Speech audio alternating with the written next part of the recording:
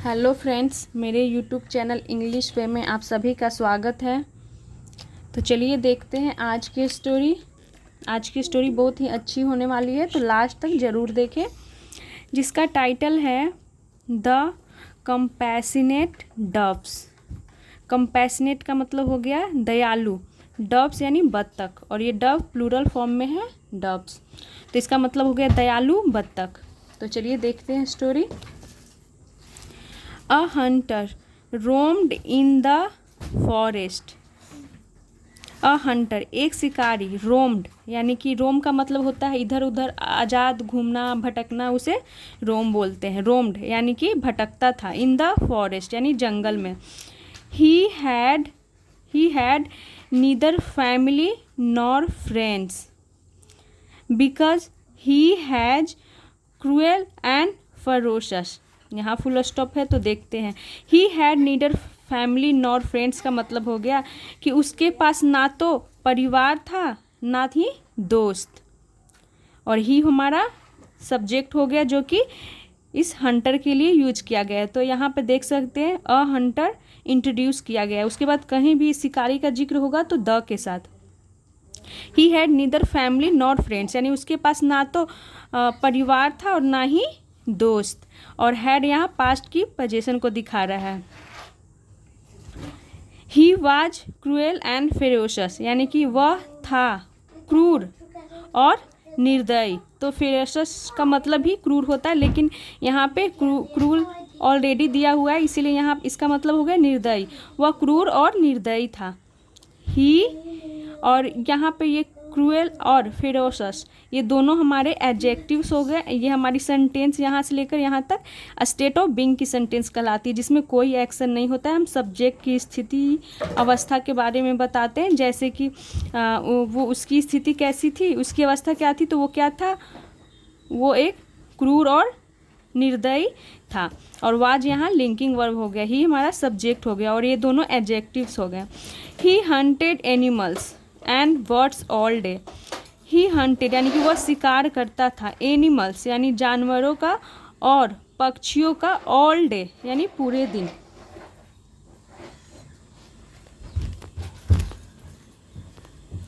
One day एक दिन, he caught a female dove and caged her. एक दिन ही कॉट उसने पकड़ा, कैच की सेकेंड फॉर्म कॉट हो गई। तो जब कोई चीज़ मूव करती है हम उसे पकड़ते हैं तो उसके लिए कैच का यूज करते हैं। अदरवाइज कोई चीज़ है, वस्तु है जो रुकी हुई है, उसे पकड़ने के लिए हम होल्ड का यूज करते हैं। ही कैच उसने पकड़ा, कैच की सेकेंड फॉर्म कॉट होती है। अ फीमेल डव एक मादा कबूतर को, एंड केज्ड हर और उसे, हर यानी कि उसे, तो ये फीमेल है इसीलिए हर का यूज किया गया है। केज्ड हर यानी कि उसे पिंजरे में बंद कर दिया। इट बेगन टू रेन हैविली, इसका मतलब हो गया कि हैविली का मतलब हो गया कि जोर से, तेजी से, टू रेन यानी कि बारिश होने लगी, बेगन यानी कि बारिश होने लगी। So he searched for shelter, he searched for shelter under a tree. So इसीलिए यानी कि बारिश होने लगी इसीलिए। ही सर्च्ड फॉर यानी कि उसने ढूंढा, शेल्टर, शेल्टर का मतलब हो गया आश्रय, अंडर अ ट्री यानी कि वो उसने आश्रय ढूंढा, अंडर अ ट्री यानी कि पेड़ के नीचे। He happened to find protection under the tree where the dove he had caught and her husband had made their nest। He happen to find, या इसका मतलब होगा कि उसने टू फाइंड ढूंढा, प्रोटेक्शन यानी सुरक्षा, अंडर द ट्री यानी कि पेड़ के नीचे, वेयर यानी कि जहाँ, द डव यानी कि वह कबूतर, ही हैड ए कॉड यानी कि जहाँ पर, ही हैड ए कॉड उसने पकड़ा था, पास्ट परफेक्ट में है, और यहाँ पे कैच की थर्ड फॉर्म के रूप में यूज किया गया। ही हैड कॉड उसने पकड़ा था, एंड हर हस्बैंड और उसके, जहाँ पर उसने पकड़ा था उसके हस्बैंड को यानी कि कबूतर के पति को, हैड मेड देयर नेस्ट यानी कि घोंसला, हैड मेड यानी कि बनाया था, देयर नेस्ट यानी कि अपना घोंसला बनाया था। तो यहाँ पे हैपेंड कोइंसिडेंस को दिखा रहा है यानी संयोग को दिखा रहा है कि वहाँ पर उसने शेल्टर ढूंढा, प्रोटेक्शन यानी कि सुरक्षा के लिए उसने शेल्टर ढूंढा जहाँ पे उसने उस नर कबूतर को पकड़ा था, यानी उसके हस्बैंड को पकड़ा था, यानी नर कबूतर को पकड़ा था जहाँ पे उस कबूतर ने अपना घोंसला बनाया था। वहाँ पे उसने, इस शिकारी ने, हंटर ने अपना शेल्टर उसी पेड़ के नीचे ढूंढा। The doves husband was sitting alone in the nest. The doves husband यानी कि कबूतर का पति, वाज सिटिंग यानी कि बैठा हुआ था, अलोन यानी अकेला, इन द नेस्ट यानी कि घोंसले में, वेटिंग फॉर हर यानी कि इंतज़ार कर रहा था, फॉर हर यानी उसका, यानी कि वो अपने घोंसले में बैठा हुआ था और अपनी पत्नी का इंतज़ार कर रहा था।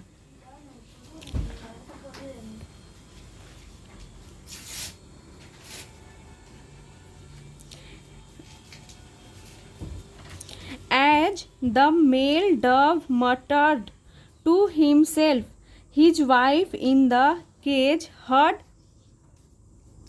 him and called out.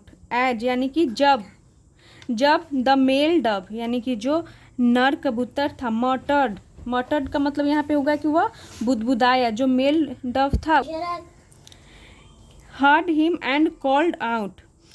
As यानी कि जब, द मेल डव यानी कि नर कबूतर, मटर्ड का मतलब होगा कि वह बुदबुदाया, टू हिमसेल्फ यानी कि वह जब स्वयं बुदबुदाया, खुद से वो बुदबुदाता है, his wife in the cage heard, his wife यानी कि उसकी पत्नी, इन द केज पिंजरे में, हर्ड यानी सुनी, जो उसकी पत्नी थी पिंजरे में बंद थी तो उसने सुनी जब उसका पति यानी कबूतर कुछ बुदबुदाया अपने घोंसले में तो उसकी पत्नी ने सुना। हिम यानी कि उस कबूतर के लिए यूज किया गया, नर कबूतर के लिए, and cage heard him and called out. तो कॉल्ड आउट का मतलब हो गया कि बुलाया, आवाज़ दी। The two doves were very kind and novel.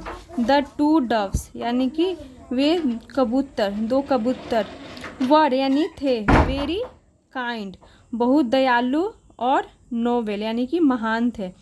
सो इसीलिए द मेल डव यानी नर कबूतर टोल्ड हिज वाइफ अपनी पत्नी से कहा, डैट कि it was their duty to look after their guest.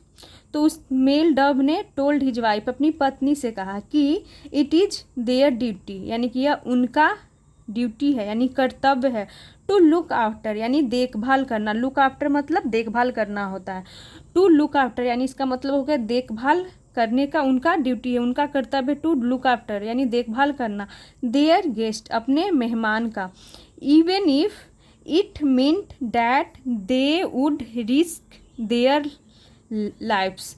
इसका मतलब हो गया इवन इफ, भले ही, इट मींट यानी इसका मतलब था, तो यहाँ पे मींट की सेकंड फॉर्म मींट है, इट मींट डैट कि they would risk their lives, इसका मतलब होगा कि उन्हें वुड रिस्क यानी खतरे में डालना पड़े, देयर लाइफ्स यानी अपना जीवन। तो इसका मतलब हो गया यहाँ से यहाँ तक का कि नर जो कबूतर होता है वो अपनी पत्नी से बोलता है कि ये हमारा कर्तव्य है अपने गेस्ट का देखभाल करना, उसके लिए भले ही हमें अपनी जान जोखिम में डालनी पड़े।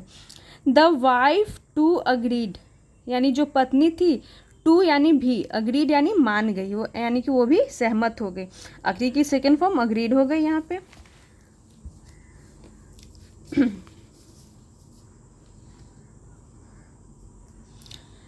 They saw the hunter hungry and shivering with cold under the tree. They saw उन्होंने देखा, the hunter यानी शिकारी को, तो दे यहाँ पे उन पक्षियों के लिए यूज किया गया यानी कबूतरों के लिए यूज किया गया। तो उन्होंने देखा, द हंटर शिकारी को, हंगरी यानी भूखा, एंड शिवरिंग यानी कि कांपते हुए, विथ कोल्ड यानी कि ठंड से, अंडर द ट्री यानी कि पेड़ के नीचे। द मेल डव यानी कि जो नर कबूतर था, वेलकम्ड स्वागत किया, हिम यानी उसका, तो हिम यहाँ पे उस शिकारी हंटर के लिए यूज किया गया, तो उसका स्वागत किया। And went off to collect a live coal to light a fire. And went off यानी वेंट ऑफ का मतलब होगा कि वह चला गया, वहाँ से चला गया। टू कलेक्ट यानी इकट्ठा करने के लिए, तो टू यहाँ पे इन्फिनेटिव मार्कर हो गया, टू के साथ वर्ब की बेस फॉर्म प्रीपोजिशन यहाँ नहीं है। और लाइव कोल का मतलब हो गया कि एक जीवित कोयला, जीवित कोयला का मतलब हो गया कि जलता हुआ कोयला। टू लाइट यानी जलाने के लिए, यहाँ पर भी टू इन्फिनिटिव ही है। अ फायर यानी कि आग जलाने के लिए वो एक जीवित यानी जलता हुआ कोयला लाया। He lit a fire with sticks and dry leaves. He lit उसने जलाया, तो लाइट की सेकेंड फॉर्म lit हो गई। He lit उसने जलाया, a fire यानी आग, with sticks यानी कि लकड़ियों से, and dry leaves और सूखे पत्तों से। He had no food to offer the hunter. He had no food यानी कि उसके पास नहीं था। हैड पोजेशन को दिखा रहा है, पास्ट की पोजेशन को ही सब्जेक्ट हो गया जो कि उस कबूतर के लिए यूज किया गया। ही हैड नो फूड यानी वो नर कबूतर के लिए यूज किया गया। ही हैड नो फूड उसके पास भोजन नहीं था। और इसे एक तरह से और लिख सकते हैं, ऐसे भी लिख सकते हैं, he did not have food. तो टू ऑफर यानी कि पेश करने के लिए, देने के लिए। ही हैड नो फूड उसके पास भोजन नहीं था। टू ऑफर यानी कि प्रस्तुत करने के लिए, पेश करने के लिए। द हंटर शिकारी को, उस शिकारी को देने के लिए उसके पास भोजन नहीं था। सो इसीलिए ही जम्प्ड यानी कि वह कूद गया। इनटू द फायर यानी कि इनटू यानी में, द फायर यानी कि आग में वो कूद गया, तो उसके पास देने के लिए भोजन नहीं था शिकारी को, इसीलिए उसने आग में कूद गया। The hunter was very deeply touched by the sacrifice of the male dove. The hunter was very deeply touched इसका मतलब होगा कि शिकारी was था very deeply यानी बहुत ही गहराई से touched यानी कि बहुत ही वो गहराई से वो प्रभावित हुआ। इसका मतलब हो गया deeply touched का मतलब कि वो बहुत ही गहराई से प्रभावित हुआ। by the sacrifice यानी कि सैक्रिफाइस से यानी कि बलिदान से, त्याग से। ऑफ द मेल डव जो नर कबूतर था उसके सैक्रिफाइस से वो बहुत ही ज़्यादा प्रभावित हुआ यानी शिकारी बहुत ही प्रभावित हुआ। He himself had never given anything to anyone. He himself had never यानी कि इसका मतलब हो गया कि उसने नेवर यानी कभी भी नहीं, गिवन यानी दिया था, हैड के साथ वर्ब की थर्ड फॉर्म यानी पास्ट परफेक्ट हो गया। ही हिमसेल्फ हैड नेवर गिवन यानी कि उसने कभी भी नहीं दिया था। एनीथिंग, एनीथिंग यानी कि कुछ भी, टू एनीवन यानी किसी को भी, तो उसने कभी भी किसी को कुछ भी नहीं दिया था। एंड हेयर और यहाँ was the noble bird who offered himself as food to the hunter। और यहाँ was यानी था, द नोबेल बर्ड यानी कि वो आदर्श पक्षी, जिसने, हु यानी जिसने, ऑफर्ड जिसने प्रस्तुत की, पेश की, हिमसेल्फ यानी खुद को, एज फूड यानी भोजन के रूप में, एज यानी के रूप में, फूड यानी भोजन, टू द हंटर यानी शिकारी के लिए। तो यहाँ पर वो जो हंटर था वो बहुत ही प्रभावित होता है कि उसने भोजन के लिए वो आग में कूद गया और उसने आज तक कभी भी किसी को कुछ भी नहीं दिया था, तो इससे वो बहुत प्रभावित हुआ। He had a complete change of heart.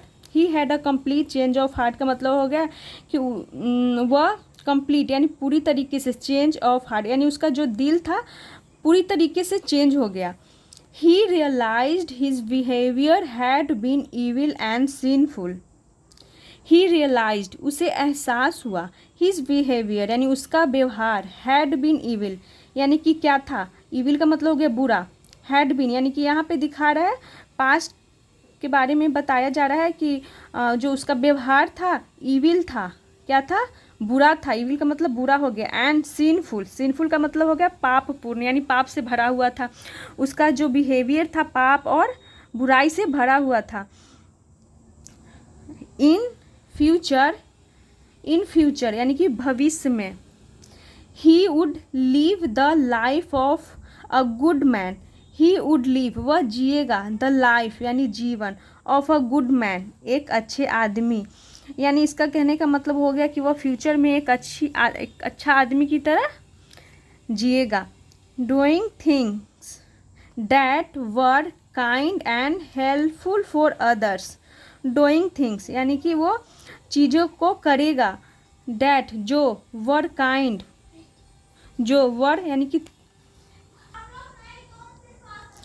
Doing things that were kind and helpful for others. तो इसका मतलब होगा डूइंग थिंग्स यानी कि डूइंग थिंग्स यानी चीज़ों को करेगा, डैट जो, वर काइंड एंड हेल्पफुल जो दयालु और मददगार, हेल्पफुल मददगार, फॉर अदर्स। तो एक कहने का मतलब हुआ कि वो फ्यूचर में क्या डिसाइड किया कि उसने एक अच्छा जीवन जिएगा, एक अच्छा आदमी की तरह जीवन जिएगा और अच्छी चीज़ों को करेगा। काइंड यानी दयालु और हेल्पफुल यानी मददगार, फॉर अदर्स यानी दूसरों के लिए वो मददगार और काइंड रहेगा। He threw away all his hunting tools and net. He threw, तो यहाँ पे थ्रो की सेकेंड फॉर्म थ्रू का यूज किया गया है। ही थ्रू अवे यानी कि उसने फेंक दी, ऑल यानी सभी, हिज हंटिंग टूल्स यानी अपने हंटिंग टूल्स को यानी कि शिकार करने वाले उपकरण को उसने फेंक दिए, एंड नेट और जाल को। देन तब, he opened the cage and set the female dove free as well. Then तब, ही ओपेंड उसने ओपेंड कर दिए यानी कि खोल दिए, द केज यानी कि पिंजरा को, उस पिंजरा को, एंड और सेट फ्री, तो यहाँ पे सेट है, यहाँ पे फ्री। सेट फ्री का मतलब होता है आज़ाद करना। Set the female dove free, तो यहाँ पे फीमेल डव है उसके बाद फ्री है। Set the female dove free यानी कि उसने मादा कबूतर को आज़ाद कर दिया, एज वेल यानी भी, उसने जो मादा कबूतर होती है उसे भी वो आज़ाद कर देता है क्योंकि वो टोटली चेंज हो जाता है। The female dove loved her husband very much and did not wish to live without him. The female dove जो थी यानी कि जो कबूतर थी पत्नी, लव्ड यानी कि प्यार करती थी, हर हस्बैंड अपने पति को, वेरी मच यानी बहुत ज़्यादा, तो वो जो फीमेल कबूतर थी वो अपने पति से बहुत प्यार करती थी, एंड और did not wish to live without him, इसका मतलब हो गया कि एंड डिड नॉट विश उसकी इच्छा नहीं थी, टू लिव यानी जीने की, विदाउट यानी के बिना, हिम यानी कि नर कबूतर के लिए यूज किया गया उसके लिए, तो वो नहीं जीना चाहती थी, उसकी इच्छा नहीं थी, विदाउट हिम यानी उसके बिना, यानी अपने पति के बिना वो नहीं जीना चाहती थी क्योंकि वो अपने पति से बहुत प्यार करती थी। वेन यानी जब, सी सॉ उसने देखा, तो सी का यूज किया गया यानी मादा कबूतर के लिए यूज किया गया है। सी सॉ जब उसने देखी, what he had done, what he had done यानी कि क्या वह हैड डन यानी कि किया था, यानी पास्ट परफेक्ट, हैड के साथ वर्ब की थर्ड फॉर्म। तो क्या उसने किया था जब उसने जो उसने देखा था, सी टू जम्प्ड यानी कि वह भी जम्प्ड कूद गई, इनटू द फ्लेम्स, इनटू यानी में, द फ्लेम्स यानी कि आग की लपटों में, फ्लेम्स का मतलब हो गया कि आग की लपटों में वो भी कूद गई, तो यहाँ पे इनटू प्रीपोजिशन हो गया, तो इन यहाँ दिखा रहा है कि आग में के लिए कुछ चीज़ के अंदर गया उसके लिए इनका, और टू यहाँ पे मोशन को दिखाता है। यहाँ पे देख सकते हैं इस पिक्चर में पहले से ही उसका पति आग में है और वो भी कूद रही है आग में, तो ये मोशन के लिए हम टू का और इन इसके अंदर जा रहे, आके अंदर वो जा रही है, इसीलिए इनटू प्रीपोजिशन का यूज किया गया है। It is said that they were both transformed into heavenly beings because they had been such a wonderful creatures. It is said यह कहा जाता है कि दे वर यानी वे, दे वर बोथ ट्रांसफॉर्म्ड, इसका मतलब होगा कि उन दोनों को ट्रांसफॉर्म्ड यानी बदल दिया गया, तो ये पैसिव में सेंटेंस है। यहाँ पे देख सकते हैं वर्ब के साथ वर्ब की थर्ड फॉर्म पैसिव में सेंटेंस दी गई है, तो पैसिव में यहाँ पे करने वाले को मेंशन नहीं किया जाता है, यहाँ पे जो काम हुआ है उसे मेंशन किया जाता है, किसने उन्हें बदला यहाँ पे उसे मेंशन नहीं किया जाता है, बल्कि यहाँ पे काम को दिखाया जाता है। दे वर बोथ ट्रांसफॉर्म्ड यानी कि उन्हें उन दोनों को ट्रांसफॉर्म कर दिया गया, बदल दिया गया इनटू यानी में हेवनली बींग्स। हेवनली का मतलब होगा कि क्या बोल सकते हैं इसे, हेवनली बींग्स यानी कि स्वर्गीय प्राणियों में, बींग्स यानी कि स्वर्गीय प्राणियों में उन्हें क्या कर दिया गया, बदल दिया गया। इसका मतलब हो गया कि उन्हें स्वर्ग में जगह मिल जाता है, क्योंकि वो अब आगे लिखा हुआ है बिकॉज क्योंकि they had been such a wonderful creature. क्योंकि they had been such a wonderful creature का मतलब होगा क्योंकि वे इतने वंडरफुल यानी अद्भुत क्रिएचर्स थे, यानी कि वो इतने अद्भुत क्रिएचर्स यानी प्राणी थे कि उन्हें स्वर्ग में जगह मिल जाती है, उन्हें स्वर्ग में जगह मिल जाती है इसीलिए। तो चलिए बस इतना ही बाकी है। The Hunter truly change his way of life. The Hunter यानी कि वह शिकारी, ट्रूली यानी सचमुच, चेंज्ड यानी कि वह शिकारी जो था सच में चेंज्ड कर लिया, हिज वे अपना तरीका, ऑफ लाइफ यानी अपना जीने का जो तरीका था वो सच में बदल लिया, यानी वो अपने जीवन शैली को चेंज कर लेता है, अपने जीने के तरीका को बदल लेता है। He became a holy man and hermit. He became वह बन गया, अ हॉली मैन, हॉली मैन का मतलब हो गया पवित्र आदमी, और हर्मिट यानी कि सन्यासी। Spending his time in meditation, prayer and good work. Spending his time यानी कि वो अपना समय, टाइम यानी अपना, हिज टाइम यानी अपना समय, स्पेंडिंग यानी बिताना, समय बिताना, तो वो अपना समय बिताने लगा इन मेडिटेशन यानी कि ध्यान लगाने में, प्रेयर में यानी प्रार्थना में, और गुड वर्क यानी अच्छे कामों में। वन डे एक दिन, ही सॉ उसने देखा, अ फायर उसने आग देखा, इन द फॉरेस्ट तो एक दिन जंगल में उसने आग देखा, एंड फेल्ट डैट और उसे महसूस हुआ कि the best way to pay off for all his sins and the harm he had done to others was to enter the fire. यहाँ से देखते हैं, एक दिन ही सॉ एक दिन उसने एक आग देखी, इन द फॉरेस्ट जंगल में, एंड फेल्ड और महसूस हुआ कि the best way to pay of यानी कि सबसे अच्छा तरीका है, वे यानी तरीका, टू पे ऑफ यानी पे ऑफ करने का। तो पे ऑफ मतलब होता है चुकाना, भुगतान करना, बट यहाँ पे पे ऑफ का मतलब हो गया कि पश्चाताप करना, से पश्चाताप, या फिर वो बोलते हैं ना यानी क्या, इसे एक और वर्ड बोलते हैं, प्रायश्चित करने के लिए। तो उसे जंगल में एक दिन उसे आग दिखा, तो उसने सोचा कि यही सबसे अच्छा तरीका है पश्चाताप करने का। तो पे ऑफ का मतलब यहाँ पे पश्चाताप करने से, फॉर ऑल हिज सिंस यानी कि अपने सभी पापों के, अपने सभी पापों, और द हार्म यानी कि नुकसान, ही हैड डन जो उसने किया था, टू अदर्स यानी दूसरों के लिए, was to enter the fire.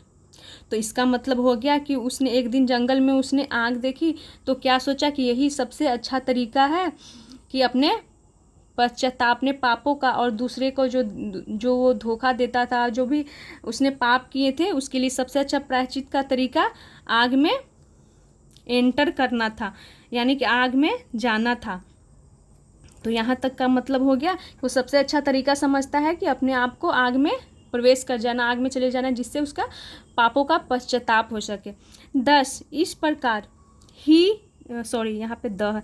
10 इस प्रकार द विक्ड हंटर यानी कि दुष्ट शिकारी एंडेड हिज लाइफ यानी अपना जीवन समाप्त कर लिया, by jumping into the raising flames. By jumping यानी कि कूद करके, into the raising flames. The raising flames का मतलब हो गया कि रेजिंग फ्लेम्स का मतलब भड़की हुई लपटों में, जो मतलब तेज, जो आग की तेज होती है, लपट होती है, उसमें वो कूद जाता है और अपनी जीवन वो समाप्त कर लेता है। तो ये थी इस हंटर की स्टोरी और 2 कबूतर की स्टोरी। मुझे तो ये स्टोरी बहुत ही अच्छी लगी, और ये एक तरह से मोरल स्टोरी भी थी। 2 कबूतर का सेक्रीफाइस, जिसके वजह से ये टोटली चेंज हो जाता है, इसका माइंडसेट बिल्कुल चेंज हो जाता है। तो ये थी आज की स्टोरी। आई होप आप लोगों को अच्छी लगी हो। तो ऐसे ही और वीडियोस देखने के लिए मेरे चैनल को सब्सक्राइब करें और वीडियो को लाइक करें। Thanks for watching.